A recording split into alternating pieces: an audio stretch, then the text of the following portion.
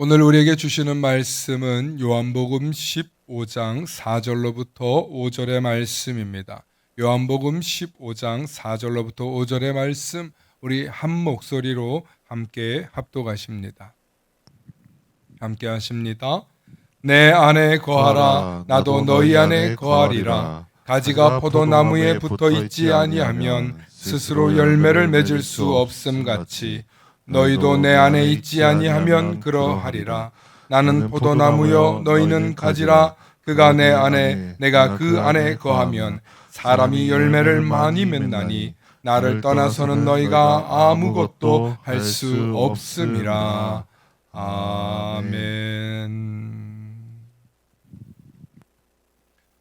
오늘은 왜 똑같은 실수를 반복하는가 라는 제목으로 말씀의 은혜 나눌 때 하나님의 크신 은혜가 있기를 소망합니다. 축복의 사람 곁에는 축복의 사람이 있고 감사하는 사람 곁에는 감사의 사람이 찾아옵니다. 날마다 감사의 사람, 축복의 사람 되시길 축원합니다. 아멘. 네, 오늘은 왜 똑같은 실수를 반복하는가라는 제목으로 말씀의 은혜 나누고자 합니다. 사람은 살면서 참 많은 실수를 합니다. 그런데 놀랍게도 이 실수는 반복되는 경우가 많습니다. 물론 어른이 되고 나이를 먹으면 사소한 실수는 줄어들고 또 정말 큰 실수는 웬만해서는 안 하게 됩니다. 하지만 인생의 중대한 기로에서 실수는 인생 전체를 치명적이게 무너뜨리는 그런 실수가 될 수 있습니다. 인생을 무너뜨리는 치명적인 실패는 한순간에 일어나지 않습니다. 이런 부분들이 쌓이고 쌓여서 일어난다고 세상에서는 말합니다. 사회적인 리더십, 또 심리학, 조직행동론, 다양한 이런 조사를 통해서 발견된 인생을 무너뜨린 치명적인 실패의 요인 7가지에 대해서 분석이 되어 있는데, 먼저 첫 번째는 자기중심적 결정입니다. 자기중심적 결정. 비판이나 피드백을 무시하고 남의 얘기 듣지 않는다는 거죠. 독단적으로 판단함으로써 대인관계와 조직 내의 신뢰를 심각하게 훼손합니다. 이 얘기는 뭐냐면 가정에서도 동일하게 얘기할 수 있습니다. 그러니까 자기중심적 결정이 큰 실패의 요인인데 그게 파급력 지수 10이라는 거예요. 그러니까 이 자기중심적 결정을 내리는 사람은 이미 주변 사람이 없다는 뜻이에요. 주변에 사람이 없다는 얘기고 주변에서 그 사람한테 어떤 좋은 결정을 내릴 수 있도록 조언도 안 한다는 얘기예요. 이미. 그러니까 자기 혼자 결정 다 내려놓고 그러는 거예요. 저도 집사람하고 이런저런 얘기를 나눌 때 결국 당신 하고 싶은 대로 할 거잖아 이런 말을 들을 때 이거 내가 하지 말아야 되나? 라고 고민을 하게 되는 일이 생겨요. 그러면 이 문제를 다시 친구들이나 지인들하고 또 다시 질문하고 나눠요. 이거 어떻게 하는 게 좋을까? 내가 목회자로서 처음 해보는 일인데 아내하고는 이게 이렇게 안 맞더라. 목회자들하고 선후배들하고 또 디테일하게 상의를 합니다. 이걸 해볼까 말까. 정말 중요한 결정을 내릴 때는 그렇게 결정을 해야 되는 거예요. 자기중심적 결정이 되지 않고 설득과 반복을 계속 해야 되는 거예요. 그러다 보면 이건 해야 되는가 말아야 되는가라는 결과가 나옵니다. 두 번째로 감정에 기반한 즉흥적인 선택입니다. 이게 참 목회자로서 잘 못하는 일인데 남 돕는 일이거나 이런 일이면 저도 굉장히 감정에 의해서 결정할 때가 많아요. 감동이 오니까 성령이 주시는 감동대로 결정하는데 그럴 때 가끔 남 돕는 일임에도 불구하고 혼날 때가 있습니다. 여러분 불안과 분노와 충동의 얘기예요. 불안과 분노와 충동에 의해서 결정을 내리는 거예요. 감동과 감사와 이런 결정은 좀 다릅니다. 그러니까 불안과 분노와 충동으로 나 이거 안 해, 나 이거 절대 못 해, 이런 식으로 끝장내 버리는 거죠. 여러분, 우리 인생을 살면서 이런 실패를 경험할 때가 있습니다. 세 번째, 타인과의 단절 및 고립입니다.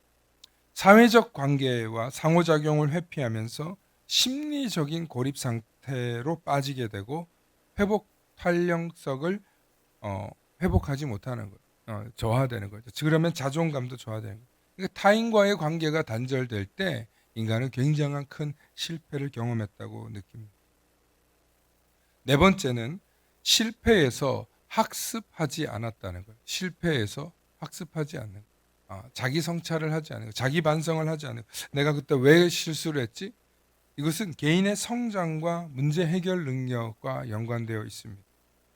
다섯 번째, 지속적인 자기 기만과 현실 회피입니다. 지속적인 자기 기만이 뭐냐면 문제의 본질을 직면하지 않고 회피하거나 합리화하거나 자기 인식과 상황 판단 능력이 점차 약화되는 것.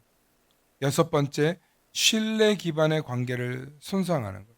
이게 약속을 불이행한다는 얘기인데 말 그대로 약속을 지키지 않는다는 거죠. 그리고 방어적으로 행동하고 내가 이거 다음번에 하려고 했어. 내가 이거 지난번에 꼭 지키려고 했는데 맨날 변명으로 일관하는 거죠. 일곱 번째, 장기적 비전 없이 단기 성과에만 집착할 때 우리는 실패를 하게 된다는 것입니다. 이런 많은 사람들이 성공하기 위해서 뭔가를 열심히 하는데 단기적인 성과만 이루려고 하잖아요. 그러면 반드시 실패하게 되어 있습니다.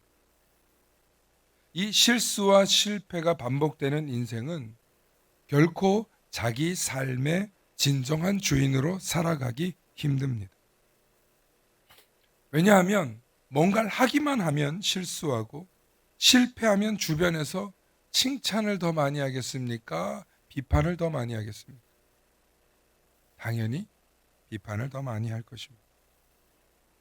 실수와 실패를 할 때 어떻게 잘 이겨낼 수 있는지 배우고 가르치는 것이 우리는 매우 중요한데, 여러분, 나이를 어느 정도 먹고 나면 우리는 굳어지게 되어 있습니다. 한 사람의 인생을 보면 알 수 있는 것은 실수와 실패를 반복하면서도 여전히 자신이 살아가던 대로 살아가더라는 것입니다.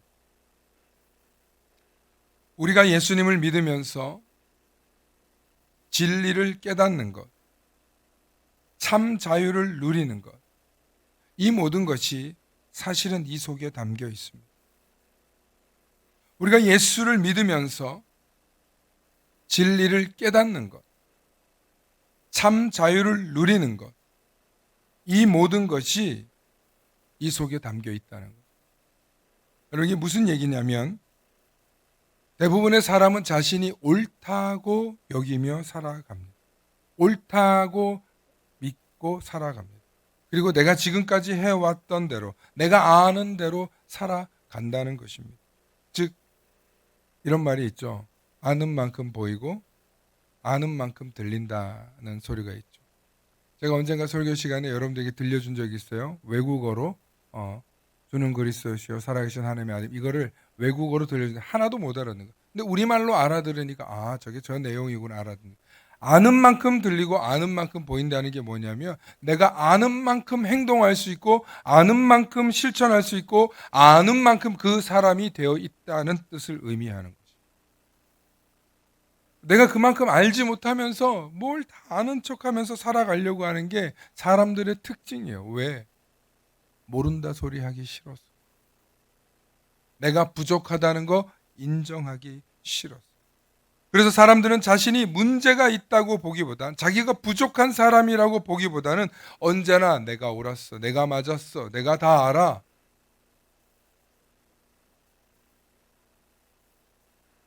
그리스도인은 그런 사람이 되어서 안 된다. 그리스도인은 항상 나는 부족한 사람. 누가 지적을 하면 그렇군요. 진리가 너희 안에서 너희를 자유케 한다는 이 말씀은요, 예수 그리스도가 우리 안에 들어와서 예수 그리스도가 주는 그 깨달음과 지혜와 능력과 힘과 에너지로 우리가 자유해지는 거예요. 그러니까 내 능력으로 내가 스스로를 옳다 자유롭다 하는 게 아니라 예수 그리스도의 능력이 우리 안에 들어와야 되는 거예요. 여러분, 우리가 일상을 살아가면서 누군가 저와 여러분들에게 당신 이거 문제 있어, 당신 이거 잘못했어 라고 얘기하면 사람들이 아유 고마워, 나 이거 이렇게 내가 이렇게 부족한지 몰랐어, 고마워, 알려줘서 고마워, 이렇게 얘기할까요? 아니면 그래, 너 잘났다, 그럼 네가 하든지, 어, 잘난 네가 해, 네 똥 굵어, 이러지. 우리가 속마음이 왜 그렇게 돼요? 우리의 감정이 이미 상했기 때문에. 옳고 그른 이성의 문제가 아니라 이미 감정이 상했기 때문에. 그런데 감정이 상하지 않으면 그 말을 우리는 잘 들을 수 있어요. 감정을 상하지 않은 상태에서 들으면 되는데, 여러분, 감정이 상하지 않으려면 어떤 상태가 되어야 되냐면 우리가 온전해야 돼요. 열등감에 빠져 있거나 혹은 자기 모순에 빠져 있지 않아야 돼요. 내가 열등감과 자기 모순에 빠져 있는 사람은, 혹은 내가 너무 부족한 사람이라는 그런 자기 인식이 있는 사람한테는 지적을 하면 굉장히 분노합니다. 예를 들어 어린 자녀를 키우다가 아기가 감기에 걸려가지고 약을 좀 먹여야 돼요. 그런데 약을 안 먹는다는 거예요. 처음에는 설득을 합니다.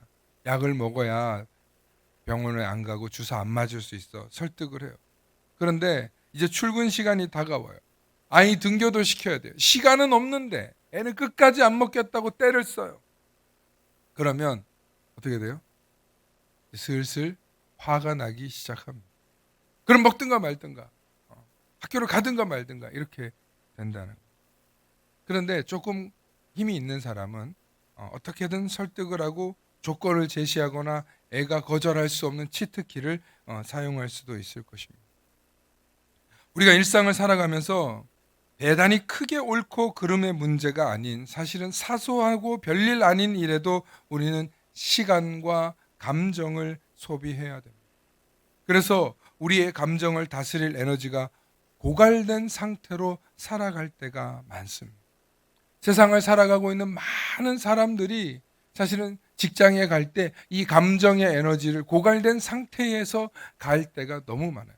기쁨으로 가서 오늘 출근해야지, 오늘 우리 회사 영업 실적을 올려야지, 막 기쁨으로 가는 게 아니라 이미 출근할 때, 이미 회사에 갈 때, 이미 일하러 갈 때 이 감정의 에너지는, 기대와 소망의 에너지는 고갈된 상태에서 간다는 거예요.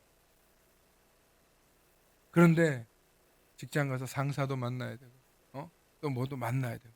왜 그래? 내가 하기 싫은 일을 해야 되니까.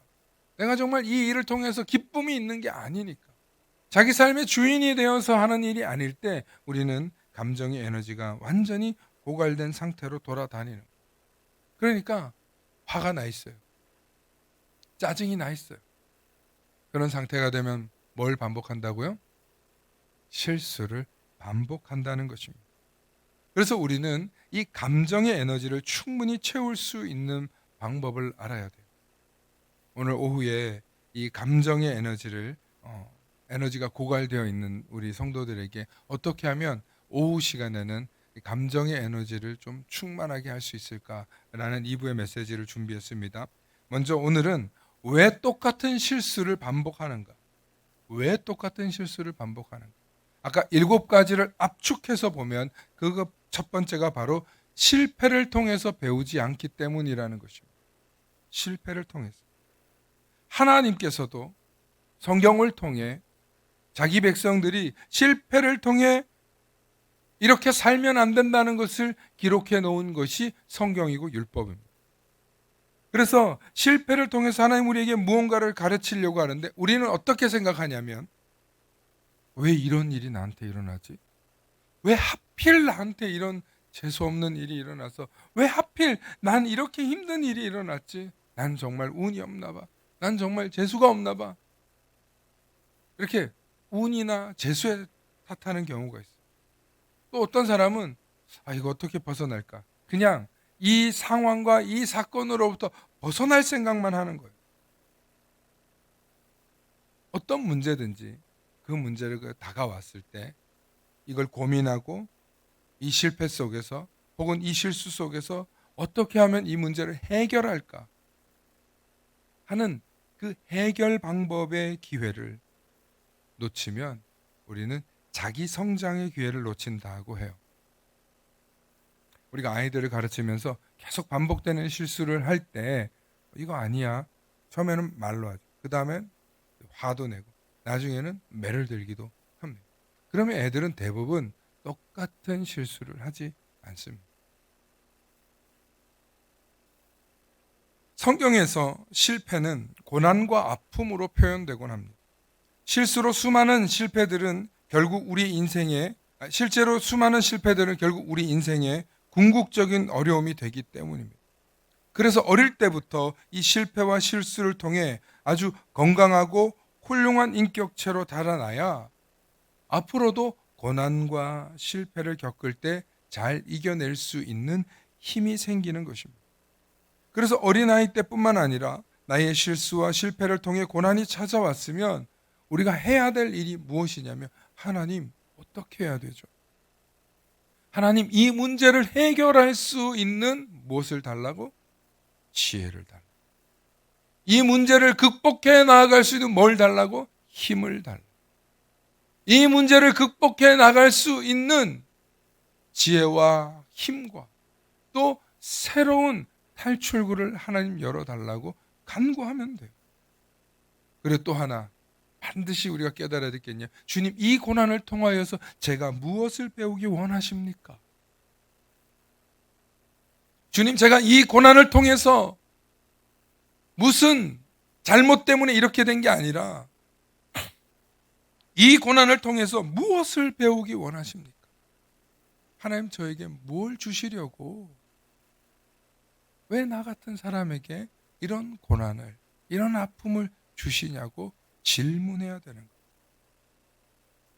여러분 똑똑한 사람들 지혜로운 사람들은요 인생을 살아가면서 자기에게 닥친 문제에 대해서 뭐가 다른 줄 아세요? 뭐가 다른지 아세요? 질문이 달라요. 방금 말씀드린 대로 하나님 이 사건을 통해서 이 실수를 통해서 이 실패를 통해서 제가 무엇을 알기 원하십니까? 하나님 저에게 무엇을 가르치고 싶으십니까? 인간의 역사는 반복된 실수를 개선해 나가면서 발전해 왔습니다. 우리가 세계사를 통해서 전쟁이나 쿠데타나 혁명이나 억압이나 끊임없이 반복되는 것을 봅니다. 다시는 큰 전쟁이 안 일어날 줄 알았는데 지금 나라별로 큰 전쟁이 일어났습니다. 다시는 큰 테러가 일어나지 않을 줄 알았는데 끔찍한 테러가 또 일어났습니다. 권력을 향한 탐욕, 진실을 억누르려는 움직임이 시대와 장소를 불문하고 반복되어 왔다는 것입니다. 성경에서도 이스라엘 백성은 순종과 배반을 반복하며 하나님의 뜻을 외면하고 무너지는 것을 보여줍니다.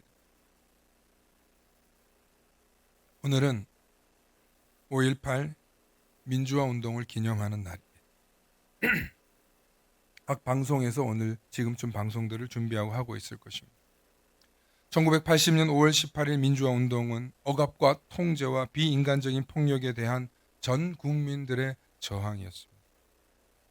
4.19를 통하여서 학생들이 죽고 또 1980년에 5.18 민주화 운동을 통해서 우리 민족이 얼마나 자유에 대한 갈망과 민주주의에 대한 갈망이 컸는가를 보여주는 비폭력적인 저항이었습니다.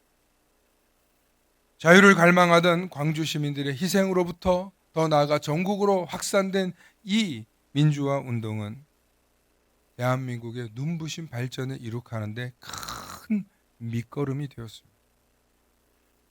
그런데 놀랍게도 2024년 12월 3일 전직 대통령에 의해서 계엄령 선포가 이루어졌습니다. 혹자는 나중에 계몽령이라고 얘기하지만 말도 안 되는 얘기입니다. 저는 그날 밤 잠을 자지 못했습니다. 왜냐하면 계엄령이 선포될 때 어떤 일이 일어나는지 저는 대학을 가서 처음 봤기 때문입니다. 5.18 청년들이 몽둥이에 맞아 죽고 총에 맞아 죽는 것을 영상으로 보고 저는 어릴 때부터 이 전주, 광주 이쪽 사람들은 다 빨갱이라고 생각하고 듣고 자랐던 사람. 20살이 되어서 그 영상을 보고 깜짝 놀랐어요. 완전 잘못 알았구나.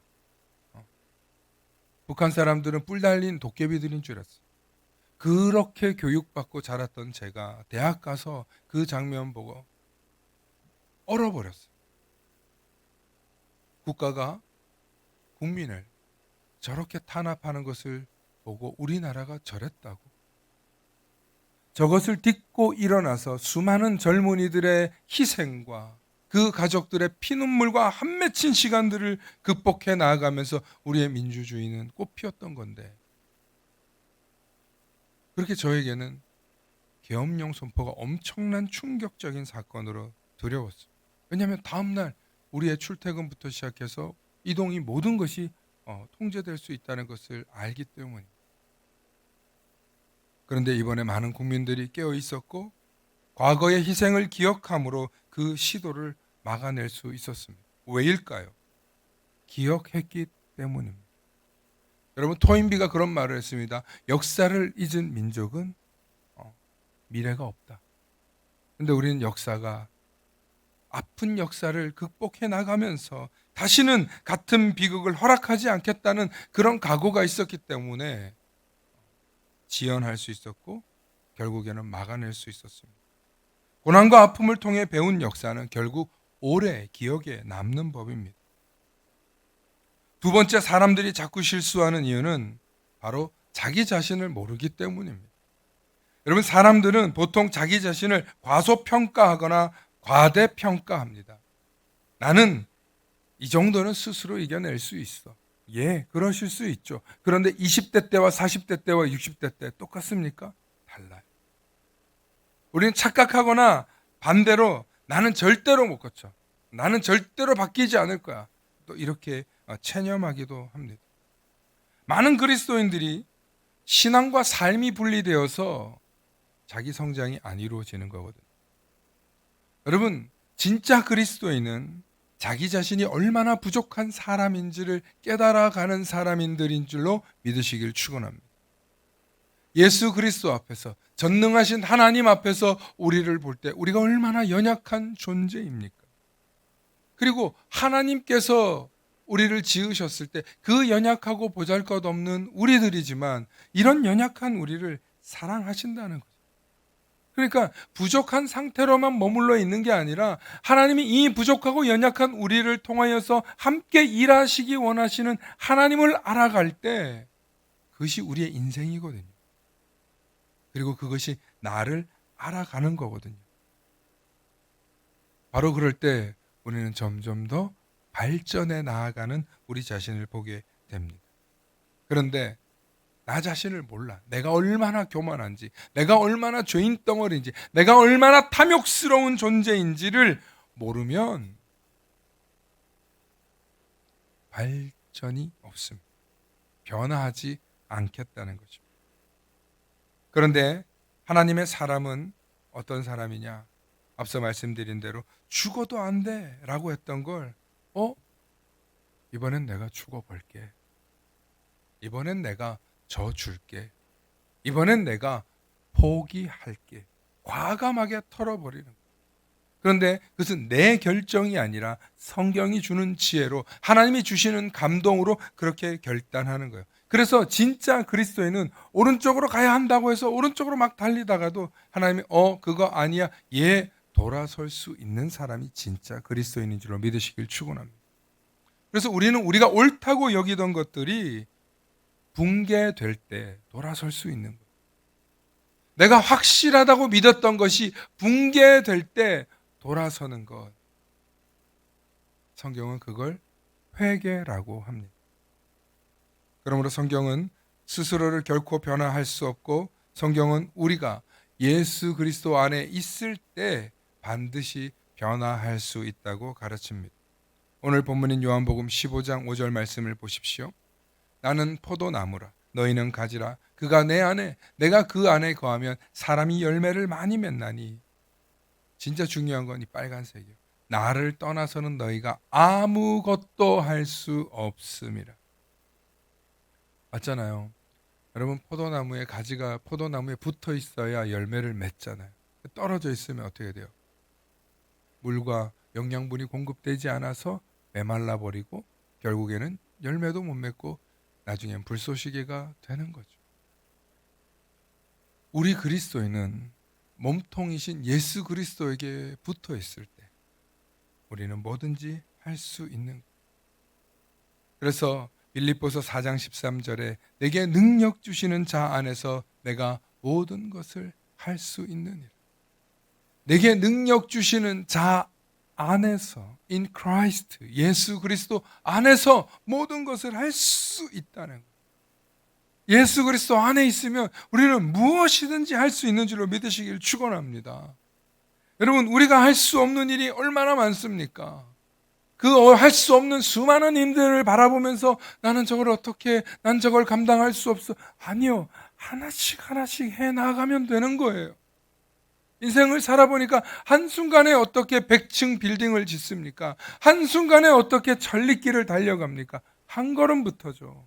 그런데 내 안에 예수 그리스도를 모시고 한 걸음을 내디디면 그 한 걸음은 다른 걸음이 되더라는 거예요.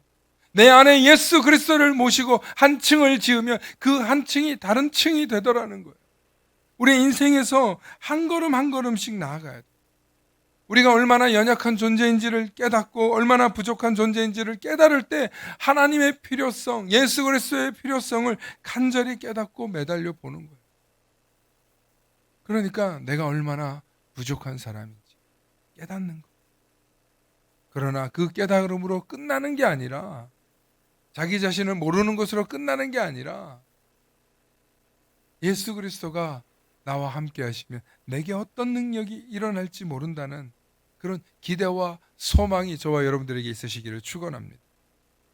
세 번째로, 많은 그리스도인들이 왜 실패하냐면 온전한 제자로 성장하지 못했기 때문입니다. 여러분, 사실 이거는 저와 여러분들이 함께 가야 할 길인데 많은 그리스도인들이 인생을 살면서 실수와 실패를 해요. 괜찮아요. 우리는 완벽한 존재로 태어나지 않았어요. 하나님 우리를 태어날 때부터 100% 사랑하지만 100% 완전한 로봇으로 만들지 않으셨어요. 우리가 제자라는 사실을 깨닫고 성장해 나아가는 게 중요해요. 사실 더 깊이 다루면 우리가 제자로 성장하기 위해서 끊임없이 우리를 수양하고 우리를 돌이켜보고 우리를 계속 반복해 나가는 거예요.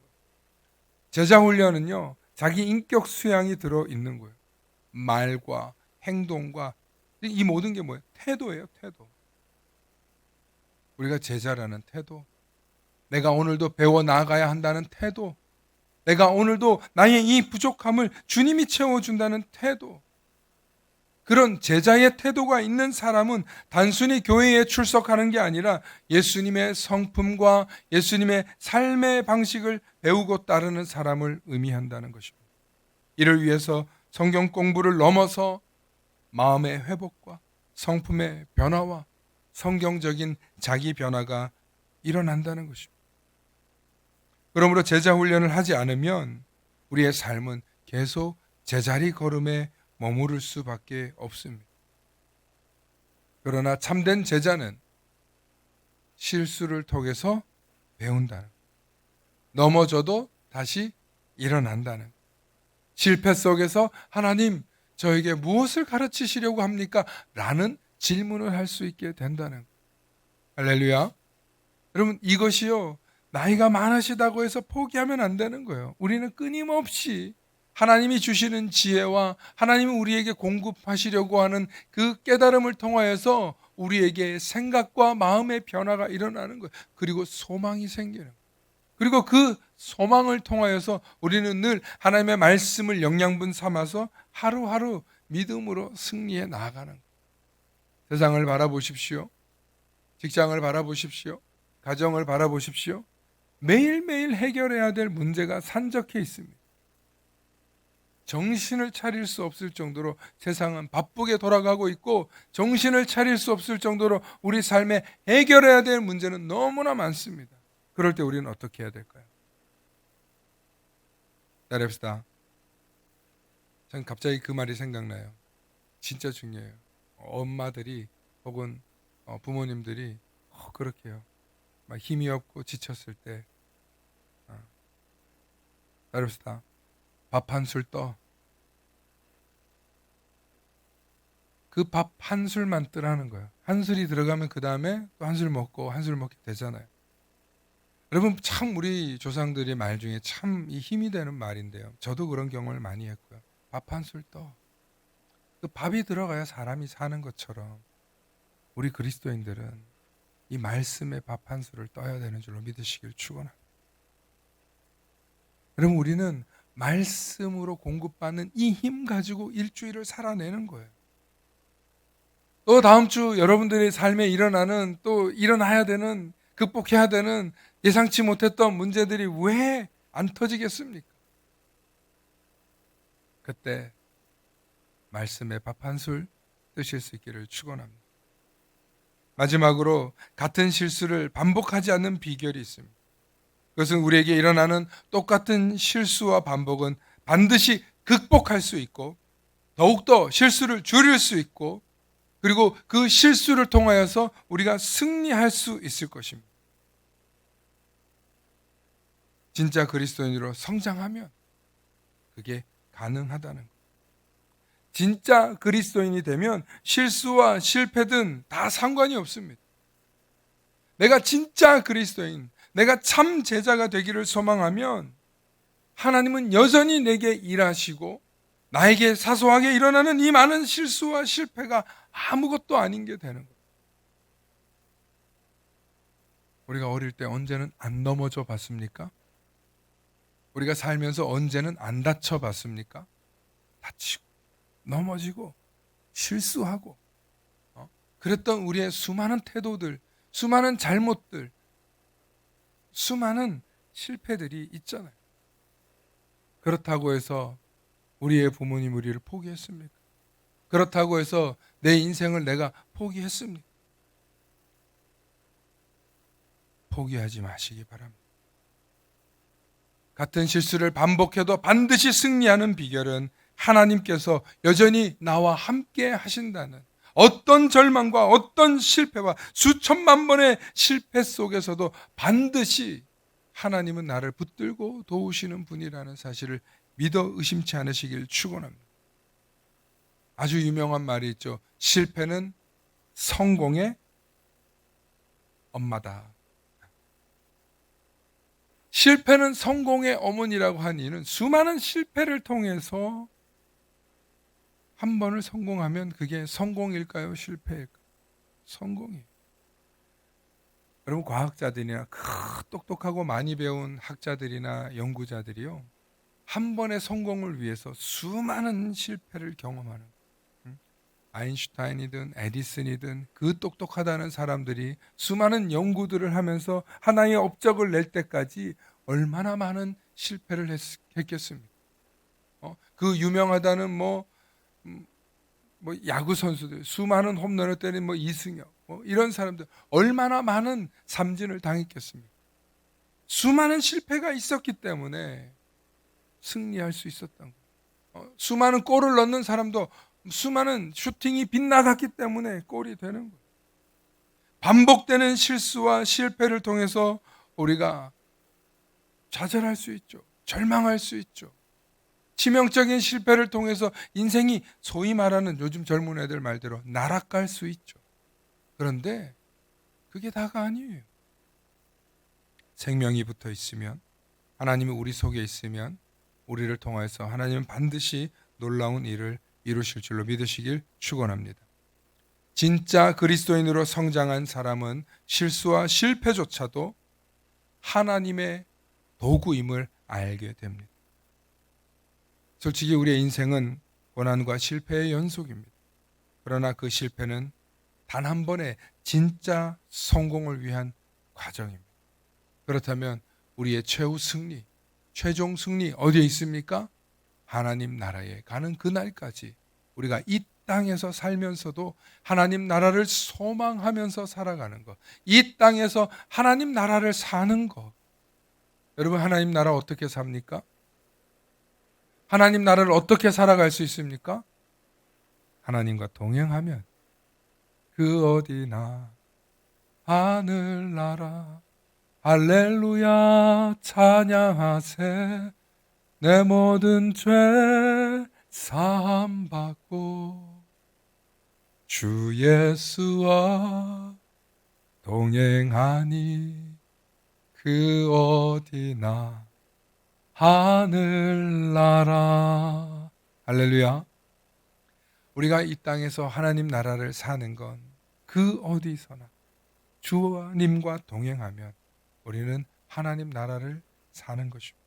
하나님 나라를 살아본 경험이 있는 자만이 하나님 나라에 들어가는 거예요. 그러니까 주님과 동행하셔서 수많은 반복되는 실수와 실패 앞에서 좌절하지 마시고 주님과 동행하셔서 그 실패와 실수와 좌절 속에서 그 실수와 실패라는 감옥 속에서조차 주님과 동행하면 그 감옥을 깨트리고 일어서는 하나님 나라를 경험하는 저와 여러분들 되실 줄로 믿습니다. 그리고 더 이상 같은 실수를 반복하지 않도록 주님 지혜와 힘을 주시옵소서. 저를 이끌어 주시옵소서. 그렇게 외치며 승리하시는 저와 여러분들 되시길 소망합니다. 함께 기도하십니다. 좋으신 아버지 하나님 참으로 감사합니다. 오늘도 우리를 사랑하여 주시고 택하여 주셔서 하나님의 백성 삼아 주시고 수많은 실패와 좌절과 절망 속에서도 오늘 이 시간 주의 말씀을 붙들고 이 단에 서게 하여 주시니 주님 이 말씀을 통하여서 우리로 하여금 승리하게 해 주시고 이 말씀을 공급받음으로 세상에 나아가 실수와 실패 속에서도 좌절하고 절망하지 않고 용기와 믿음으로 살아나갈 수 있도록 하나님 힘과 지혜를 더하여 주시옵소서. 그리고 세상을 살아갈 때에 실패와 좌절 속에 있는 사람들이 보이거든 주님과 동행하는 나의 이 힘을 나눌 수 있는 우리 모두가 되게 하여 주시옵소서. 감사드리며 우리 주 예수님 이름 받들어 간절히 기도 올리옵나이다. 아멘.